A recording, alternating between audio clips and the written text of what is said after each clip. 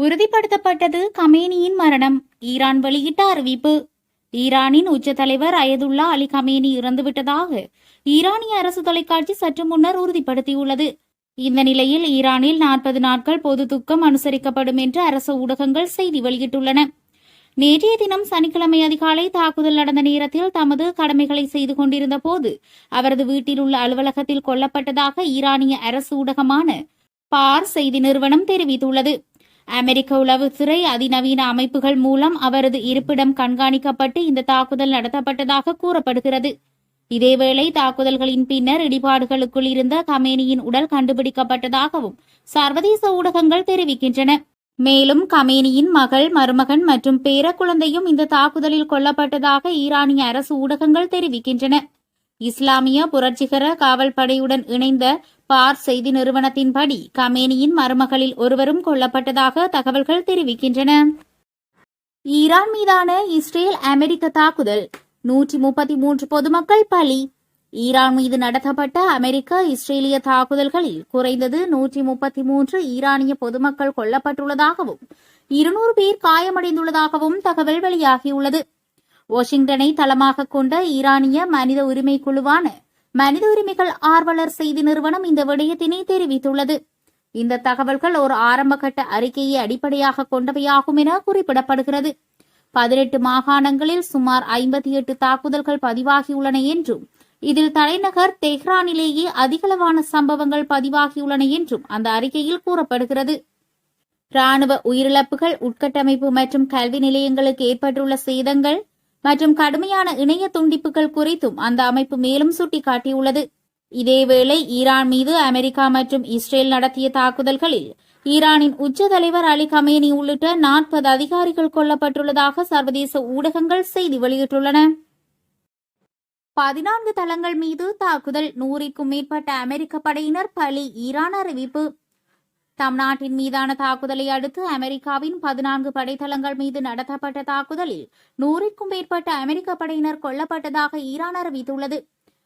America இஸ்ரேலுடன் இணைந்து Iran மீது தாக்குதல் நடத்தியது. இதற்கு பதிலடியாக மத்திய கிழக்கு பிராந்தியத்தில் உள்ள வளைகுடா நாடுகளில் உள்ள அமெரிக்க ராணுவ தளங்களை குறிவைத்து ஈரான் தாக்குதல் நடத்தியது. மேலும் அந்த நாடுகளின் முக்கிய இடங்கள் மீதும் தாக்குதல் நடத்தியது. இந்த நிலையில் மத்திய கிழக்கு பிராந்தியத்தில் 14 அமெரிக்க ராணுவ தளங்கள் மீது தாக்குதல் நடத்தப்பட்டது. இதில் 100க்கும் மேற்பட்ட அமெரிக்க வீரர்கள் கொல்லப்பட்டனர் என ஈரான் தெரிவித்துள்ளது. ஈரான் தாக்குதலால் துபாய் விமான நிலையம் மூடப்பட்டுள்ளது. புர்ஜ் கலீபாவிலிருந்து சுற்றுலா பயணிகள் வெளியேற்றப்பட்டுள்ளனர். ஐக்கிய அரபு அமீரகம், Saudi Arabia, Bahrain, Kuwait, Qatar நாடுகள் மீது ஈரான் தாக்குதல் நடத்தியது. படுகொலை செய்யப்பட்ட கமேனி, தாக்குதலை தொடரும் ஈரான். மத்திய கிழக்கில் வெடி முழக்கம்.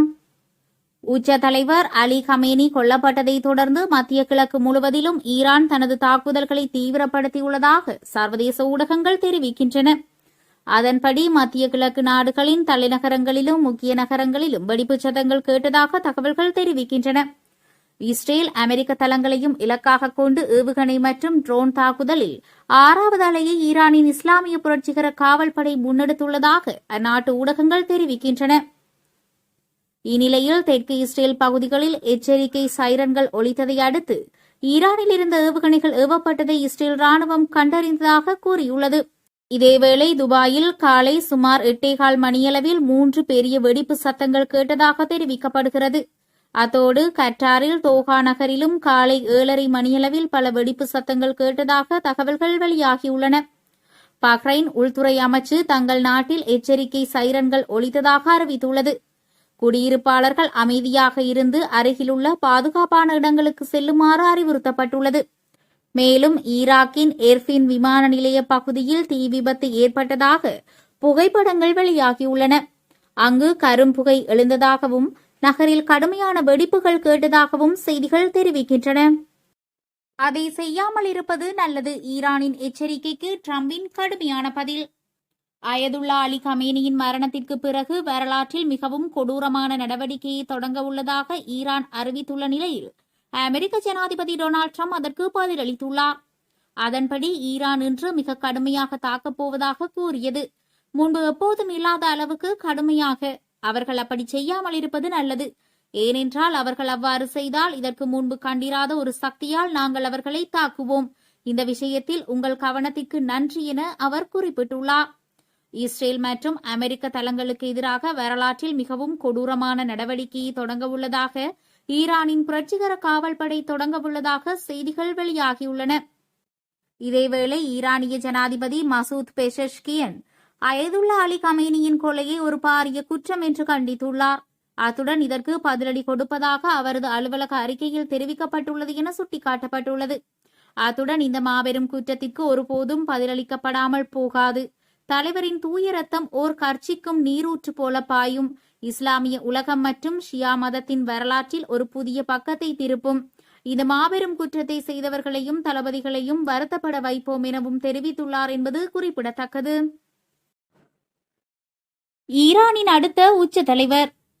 ஈரானின் உச்ச தலைவர் அயதுல்லா அலி கமேனி அமெரிக்கா மற்றும் இஸ்ரேல் இணைந்து மேற்கொண்ட தாக்குதலில் உயிரிழந்ததாக ஈரானிய அரசு ஊடகங்கள் உறுதிப்படுத்தியுள்ளன. இந்த நிலையில் கமேனிக்கு அதிகாரப்பூர்வமாக அறிவிக்கப்பட்ட வாரிசு எவரும் இல்லாத நிலையில் அடுத்த உச்ச தலைவர் யார் என்பது தொடர்பில் பல்வேறு தகவல்கள் வெளியாகியுள்ளன.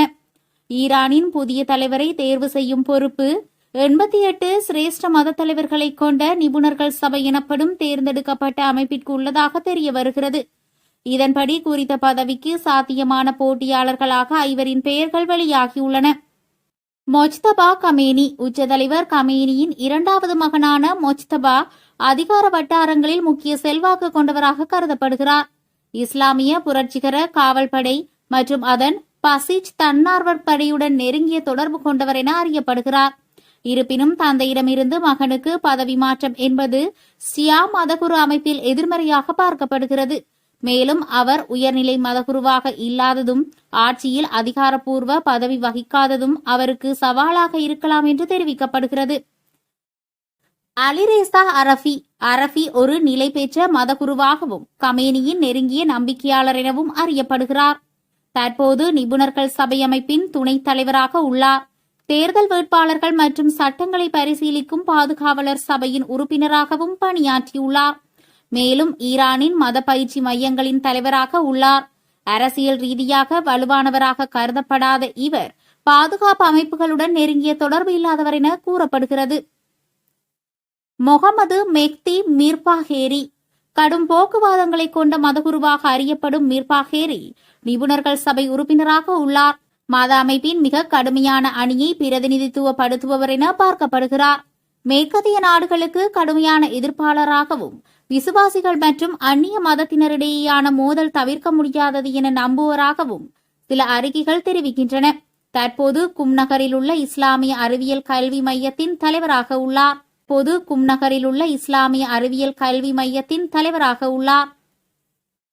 ஹசன் கோமெனி. ஈரான் இஸ்லாமிய குடியரசின் நிறுவனர் அயதுல்லா ருஹொல்லா கொமேனியின் பேரனான ஹசன் கொமேனி மத மற்றும் புரட்சிசார் சட்டப்பூர்வ அங்கீகாரம் பெற்றவராக கருதப்படுகிறார். கொமேனி நினைவிடம் பராமரிப்பாளராக உள்ளார். இருப்பினும் அவர் அரசியல் பதவிகளில் ஈடுபடுவதில்லை.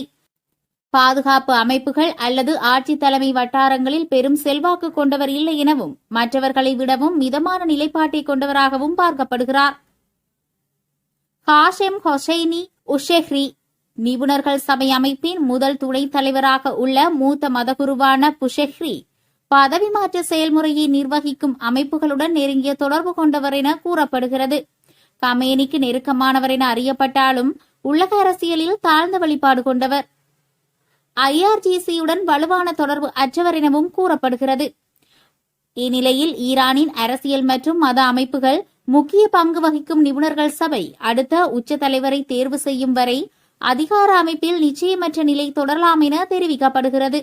மேலும் உள்நாட்டு மற்றும் வெளிநாட்டு அரசியல் சமநிலைகள், பாதுகாப்பு அமைப்புகளின் ஆதரவு மற்றும் மத அமைப்பின் ஒப்புதல் ஆகியவை இறுதி முடிவை தீர்மானிக்கும் முக்கிய காரணிகளாக பார்க்கப்படுகிறது. கட்டுநாயக்கவில் ரத்து செய்யப்பட்ட விமானங்கள். மத்திய கிழக்கு பிராந்தியத்தில் உள்ள அனைத்து நாடுகளிலும் வான்வழி மூடப்பட்டதால் கட்டுநாயக்க விமான நிலையத்திலிருந்து மத்திய கிழக்கு நோக்கி புறப்படவிருந்த அனைத்து விமானங்களும் இன்று மாலை 5 மணி வரை தற்காலிகமாக நிறுத்தி வைக்கப்பட்டுள்ளன. இன்று காலை 6:15 நிலவரப்படி கட்டுநாயக்க விமான நிலையத்திற்கு வரவிருந்த 18 விமானங்களும் கட்டுநாயக்க விமான நிலையத்திலிருந்து புறப்படவிருந்த 25 விமானங்களும் ரத்து செய்யப்பட்டுள்ளதாக கட்டுநாயக்க விமான நிலைய பொறுப்பதிகாரி தெரிவித்துள்ளார். மேலும் நேற்று கட்டுநாயக்க விமான நிலையத்திலிருந்து மத்திய கிழக்கு நோக்கி புறப்பட்ட 2 ஃபிட்ஸேர் மற்றும் ஏர் அரேபியா விமானங்களும் கட்டுநாயக்க விமான நிலையத்திற்கு திரும்பின.